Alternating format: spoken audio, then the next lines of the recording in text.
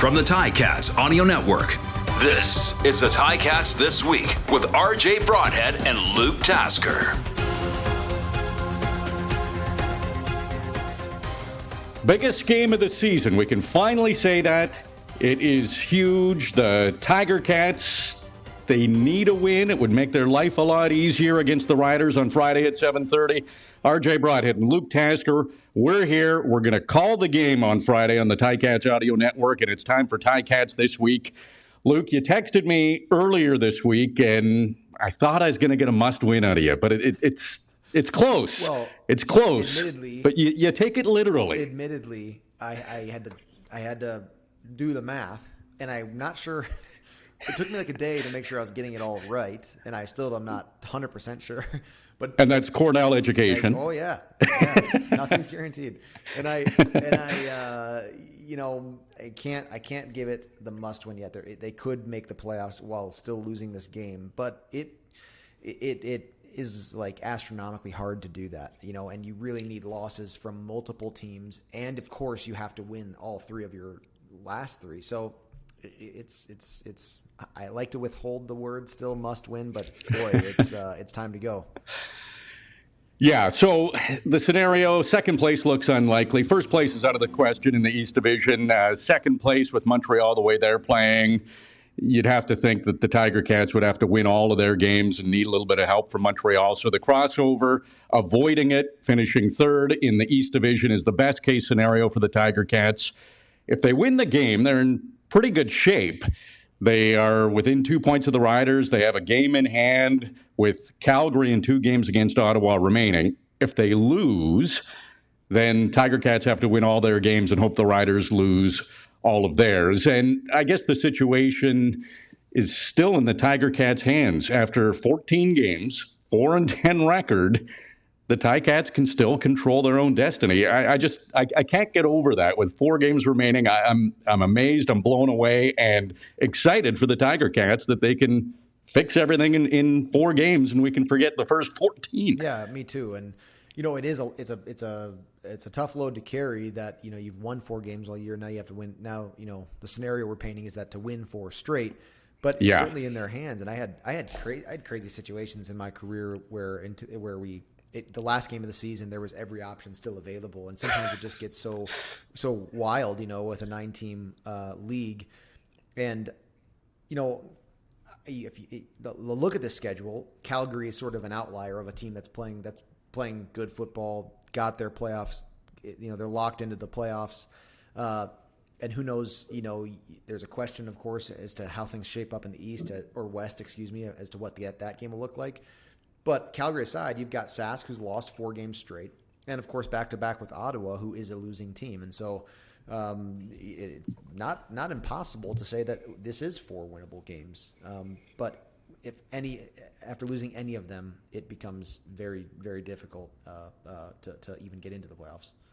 Yes, absolutely. And you mentioned Calgary, Luke. They're going to play a big factor in who makes the playoffs, the Riders or the Tiger Cats, because, of course, the Tiger Cats travel to Calgary, still looking for first road win of the season. Tiger Cats need that if they're going to go into the playoffs. And Riders play Calgary twice. So Calgary could really help or hurt one of these teams down the stretch. And Calgary's still fighting for home field advantage. So they're in the playoffs, but that they don't want to go on the road in the semifinals. Yeah, it's going to come down a lot to that. And if you lose to Sask this weekend with the Ticats, then you're also relying on Saskatchewan losses in the future too. So Sask and Calgary are very interesting. They're sort of the kingpins in the scenario for Hamilton and Edmonton and Ottawa. I mean, it'll be very interesting. It'll be a fun puzzle to piece together over the coming weeks, or I should say it could be fun. If the Ticats win this Friday, it could be fun to kind of piece it all together. We'll see. Man, if you're the Tiger Cats, do you want to rely on a Dickinson brothers matchup to open the door to get into the playoffs? I don't know.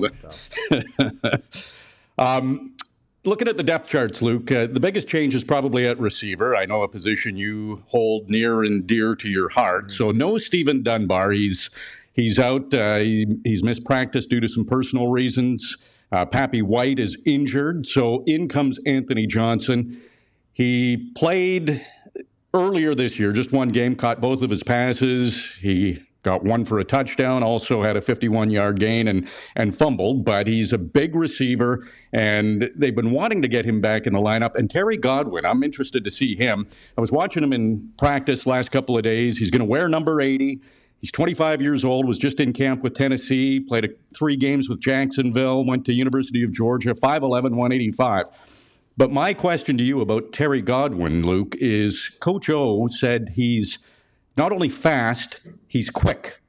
So explain that difference for a receiver between fast and quick. Sure. I was certainly not fast as a receiver. I don't want to make too much of a joke. I wasn't slow either. I mean, I had okay speed, and but my fastest 40 ever was a 4.59. There are plenty of receivers that could run much faster than that, but I was really quick in and out of breaks, especially, and so. Quickness is about acceleration as opposed to top speed, right? And a freight train can get going at a high speed, but it takes a long time to get there, right? And for receivers, especially guys who are conversion wide receivers, second down wide receivers, and who are catching those passes over the middle and in the flats, that's about being explosive in and out of breaks. And, coming out of a break is obvious. You want to go from stopping to running quickly. But to be explosive into a break is interesting too to me, because you have to be able to be running fast or have at least the illusion of speed and as your body language, and then be able to stop right now and then move and then change directions. That is the fundamentals of being a wide receiver. And so if you have both of those skill sets, and some guys do, it's amazing. Speedy B certainly has that. Of course, he's speedy, but also he was really able to cut and come in and out of breaks so quickly is what makes him an incredible football player. And I'll be excited to see what happens with Godwin as well. And it's unfortunate. I actually think in the loss to Montreal, the Ticats' last game, they're coming out of a bye week. I thought Stephen Dunbar probably played the best of the wide receivers in that core, and I think that the wide receiver core struggled in the game. He wasn't called on to make a lot of big plays, but I thought the times he got the ball in his hand, it looked great. I really liked how he played, and he's obviously been a key in this offense for 2 years. So it's not a great time in the season to see a guy like that be missing from the lineup, but we'll see. You get guys, and I remember coming to Hamilton out of a San Diego Charger training camp, and so long as you're healthy, I remember having a really good feeling, really good energy. I had been working hard against NFL players for a month, and it's with successes and losses and all that, and I just felt really confident and ready to finally play football instead of just practice football. So I don't know, it'd be exciting to see him. The other thing with Godwin, you mentioned coming out of camp in the NFL to the CFL. Tiger Cats have him slotted in as a wide receiver. Is that an easier transition in his first CFL game than at slot back?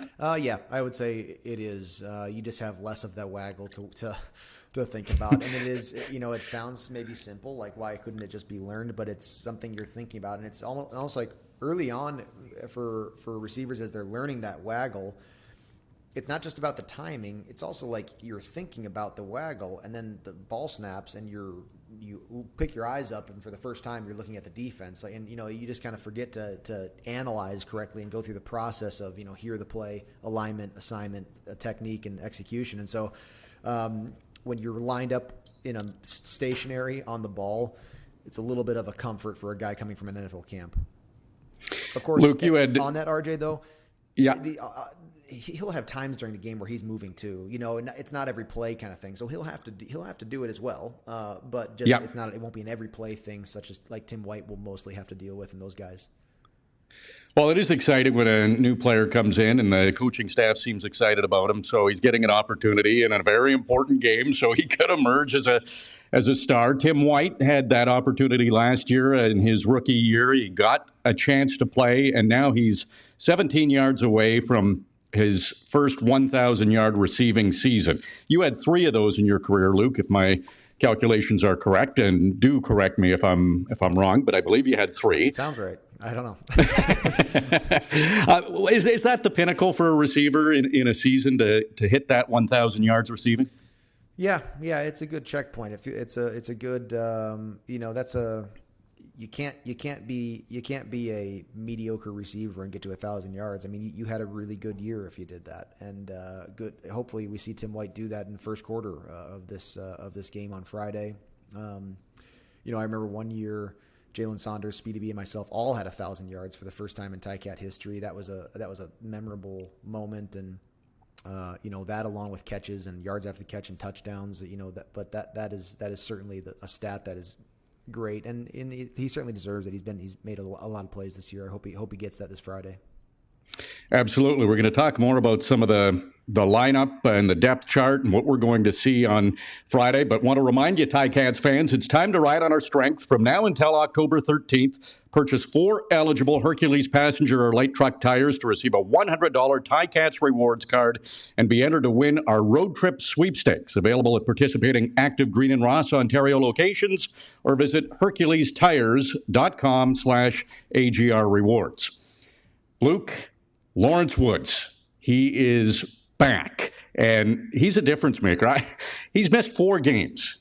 He still leads the CFL in punt return average. He has the longest punt return at 88 yards. He has the most punt returns of over 30 yards, and he's number 2 in overall yardage in punt returns with 16 fewer touches. So he really racked up a little buffer there on everybody else. Him back in the lineup for the Tiger Cats, can he be a difference maker? Absolutely he can, and it has shown that he's been missing from the lineup. I think they got lucky with the timing of their bye weeks and Lawrence Woods being out of the lineup. That added more recovery time without missing an extra game for him twice. Good point, yeah. It's been noticeable. I thought that their return game earlier this season was outstanding. I mean, they were beating return game to return game on any opponent. They were winning that battle. You obviously it's offense versus defense, but another way to look at the game is, one quarterback has to outplay the other quarterback. This defense has to outplay the other defense, even though they're not on the field together. And return game to return game, the Ticats were winning every time. Certainly have not had a bad special teams unit since then, but it's a huge it's been a missing link to have Lawrence Woods out of the lineup, and you hope that he's healthy and that he hits the ground running, because they could really use some of those explosive plays again. And boy, if you can get a score on special teams, and I mean, that's one of those statistical factors that makes it much more likely to win a game, and that would be we'll see how much of an impact he has in this last stretch. Yeah, for sure. And Saskatchewan has to be aware of Lawrence Woods and what he can do.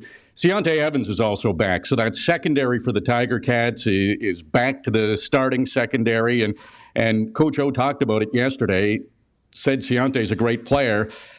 And his presence, just his presence there, makes a big difference for the team.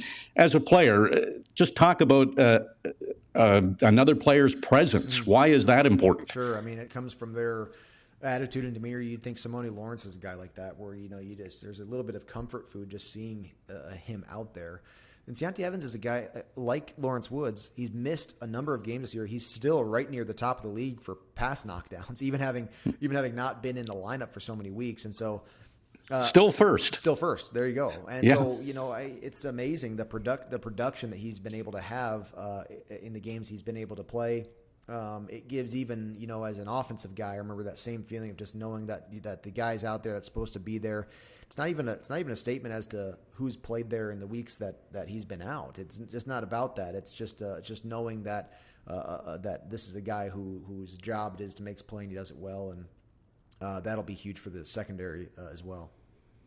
Luke, I love Wes Hills. He's tough to bring down. He's a hard runner. He's tough to play against, and he just wants to smash guys. He was awesome yesterday in his media appearance. If you didn't hear it, go to Ticats today for Wednesday, and Wes Hills is in there. But he said you can be the hammer or the nail. I like being the hammer, whether I'm blocking guys, carrying the football. I want to run into that defense, and I want them to know that this back is going to hit them.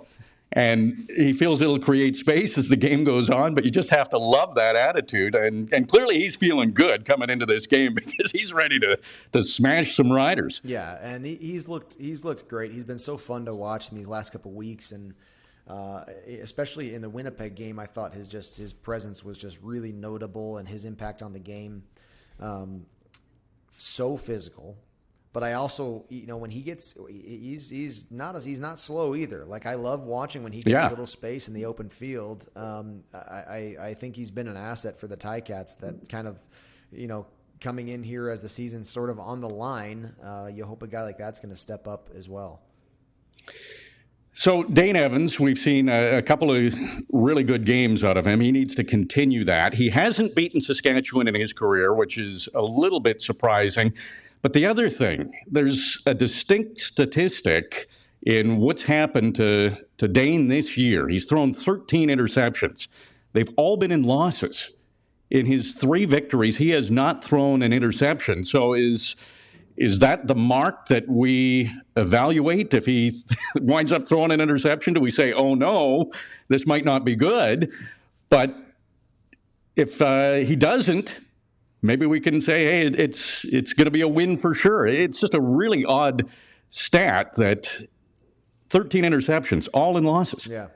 Yeah, that is unique. It's not totally unexpected, in the sense that of the impact of turnovers. And I don't want to, you got to be able to throw an interception as a quarterback and come back the next drive and play great again. And that's what I would hope to see from Dane. But I don't want to put too much pressure on that turnover stat, because I want to keep it in relation to the ratio, right? I mean, it does depend on how many times the defense can take the ball away as well, and of course there's fumbles in the kicking game as well. So to win that ratio for the Roughriders, for the Ticats against the Roughriders, it's a must. I mean, you got to do everything to protect that football and to be aggressive and have Seontae Evans turn some of those knockdowns into interceptions in his first game back.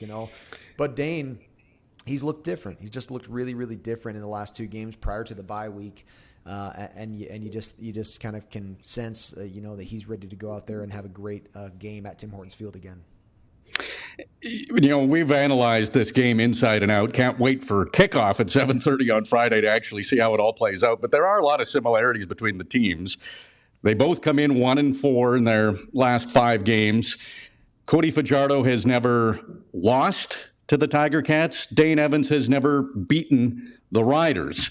And turnovers. We've talked about it for the Tiger Cats all season. They've had too many and at poor times, and they've been costly. But the Riders are a -9 in their turnover ratio in the last 3 games. So if one of these teams can clean things up, that's going to lead to success. But there's so many little storylines in this matchup, not to mention the significance in the playoffs. Absolutely, yeah, and that's what's going to take shape, so quickly here. And as the night goes on, I mean, -9 in 3 games is you have a real flood of bad things happening. I mean, that is for the Roughriders. That's the conversations that we were all having earlier in this season after games with 5 turnovers and 4 turnovers, and as it went, wrong and more wrong as the early part of the season progressed. And now the Ticats have sort of tightened that up, and if they can continue to aggressively strip the ball away, I mean, it's talked about. It's coached to bring in the hatchet, to not just bring the guy to the ground, but to take a shot at the football in his arms. If they can really amplify that and force a team that's having an issue with it to keep on having that issue and turning the ball over, you're not going to. Sask isn't going to be able to come to Hamilton and overcome a turnover ratio. They're not. If they're going to lose the turnover ratio, they'll lose the game on the road. Mm-hmm. The other key in their first matchup in week 1, both teams have changed a lot since week 1, but Saskatchewan had 8 quarterback sacks. The Hamilton offensive line that has been pretty consistent over the last few games and successful with Riley, Revenberg, Beard, Woodmansey, and Kelly. Do you think there's any chance the Riders get close to 8 quarterback sacks on Friday? That would really surprise me. This offensive line was dealing with a lot of things, including just young players with young lines of communication, just a not experienced group together. They've played well. They've done a good job later in this season, and we won't see 8 sacks against Dane Evans. I wouldn't expect that at all. So quarterback sacks on the other side, Saskatchewan's allowed the most. But the Tiger Cats, and maybe it had something to do with Dylan Wynn being out in their last game against Montreal, but they didn't have any quarterback sacks in that game. That was the first time since week 1 against the Riders that the Tiger Cats didn't have any quarterback sacks. But when you look at how many the Riders have allowed this year, and I asked Mason Bennett yesterday, because he's been on a roll getting quarterback sacks, do you look at the stats? Do you see how many they allow? And he was very upfront and said, yeah, we look at the stats. We know. So they have to be thinking they can get to Fajardo on Friday. Yeah, and the games where they have been able to get to the quarterback, to opposing teams' quarterbacks, it has changed the flow of games. We saw them have a bit of success earlier in the season. They certainly pressured Zach Collaros when Winnipeg was in Hamilton. And it changes the way it goes. And isn't that interesting? I mean, every player is different as to the weight they put on stats for their position group. And you will find some guys who are like, I don't even know where to find the stats. Like, what do you mean? Like, it's just not, it's not something that they think about in their week of prep. And then some guys, literally the game ends and they're on their phone in the locker room. They're like, oh, wow, Task, nice game today, man. You had 102 yards. It's like, what? So everybody's different with that. But for that group, such a tangible, stat that careers hang on with, the number of sacks you can get. Those guys are hungry to go get a few. So the season is winding down. 4 games left for the Tiger Cats. 2 road games, including October 29th, and you could win a trip to the Tiger Cats game in Ottawa on October 29th with Journey Rewards. Simply hit ticats.ca/journey-rewards to enter to win 2 tickets on Via Rail, hotel and game tickets, plus a chance at other prizes, including an autographed Ticats jersey or $250 gift card to the Ticats shop. So go on the road to the Ticats to Ottawa with Journey Rewards. And we'll see how much that game means. It could have a ton of meaning, or it could just be a nice, fun trip for Ticats fans, because the Ticats have already qualified for the postseason. Friday's game will go a long way in figuring out if that October 29th Journey Rewards road trip will be a must-win or a fun, relaxing time for Ticats fans. What do you think the key will be on Friday for the Tiger Cats to beat the Riders, Luke? You don't want to put it down to one player's position. If the quarterback play from the Ticats, if Dane Evans moves in the wrong direction, if he turns the ball over, the Ticats, I don't know if they'll be able to overcome that. Now in Montreal, Dane, I thought played a pretty good football game. And obviously they were not able to get the win there. Like, it's going to take more than that, but bad play from the quarterback position at this time in the season, it's just you're not going to be able to win that game. Got to win the turnover ratio, and you got to keep this team coughing the ball up to steal that away on defense. And I would love to see a special teams win in the game overall. Average field position, to give your offense a couple short fields in the game, cross the center line to start a drive. To see Lawrence Woods get back in the mix. I'll be looking for all of those storylines as we go into the game tomorrow. And Tiger Cats have been pretty good out of a bye week. 4-0, I believe, right? In there since the Ticats Audio Network birth. That's right. Build that one up. Leave the 4-0 out. Since the existence of the Ticats Audio Network, the Tiger Cats have never lost after a bye week. That's right.